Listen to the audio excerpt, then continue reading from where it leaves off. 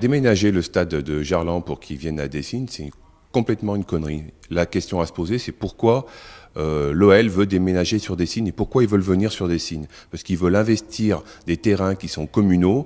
Il y a 50 hectares de terrains communaux qui pensent racheter à 40 € le mètre carré et revendre à tous leurs petits copains pour construire hôtels et autres, ou bureaux, à 300 ou 400 € le mètre carré. Donc voilà, pour 3 hectares, on gagne à peu près 10 millions d'euros. Donc imaginez pour 50 hectares ce que l'OL peut gagner comme argent dans la revente, uniquement dans la revente des terrains. Alors les moyens de déplacement sont vraiment pas à la hauteur pour Dessines.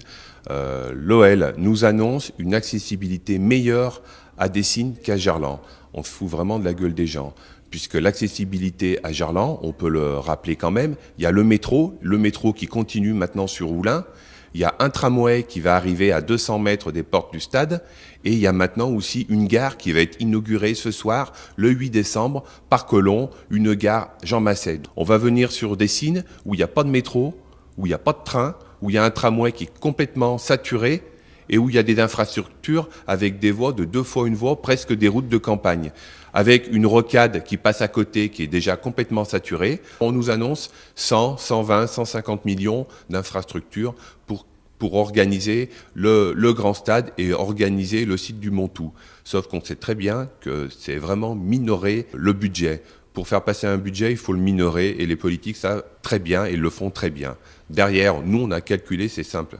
1 kilomètre de tramway, c'est 40 millions d'euros. Pour arriver sur le Montou, il y a à peu près 1 kilomètre. Pour repartir, pour reprendre la ligne qui est actuellement en fonctionnement, il faut encore 1 kilomètre. Donc déjà, là, on est déjà à 80 millions d'euros. Une gare, c'est à peu près 50 millions d'euros. Déjà, voilà, on a déjà dépassé les budgets en prévision. On ne parle pas de l'échangeur sur la rocade, on ne parle pas du tramway pour aller au Eurexpo, on ne parle pas de la voie dédiée entre Eurexpo et le stade. Au niveau de l'environnement, c'est un non-sens écologique total, ce projet. On a 56 hectares qui vont être passés de terre agricole à terre construite. C'est contraire au Grenelle de l'environnement qui dit qu'il faut préserver le maximum de terre agricole. Le grand bâtiment du grand stade va faire 60 mètres de haut, va occuper 6 hectares, et il va couper complètement le Vévert de sa liaison entre les 7 chemins et le grand large. Donc on ne voit pas du tout comment aujourd'hui, au niveau écologique, les animaux, les renards, les blaireaux vont pouvoir transiter du grand large jusqu'à l'autre bout du Vévert. Les blaireaux vont pas prendre l'autoroute ?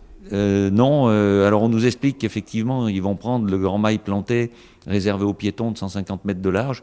Moi personnellement, j'ai jamais vu encore un blaireau occuper une zone totalement urbanisée et même bien aménagée. On est prêt à aller au tribunal et à faire valoir nos droits. Notre but aujourd'hui, c'est qu'enfin on puisse avoir un vrai débat public officiel où tout le monde pourra s'exprimer, et puis on se pliera aux conclusions de ce débat public si on arrive à l'avoir.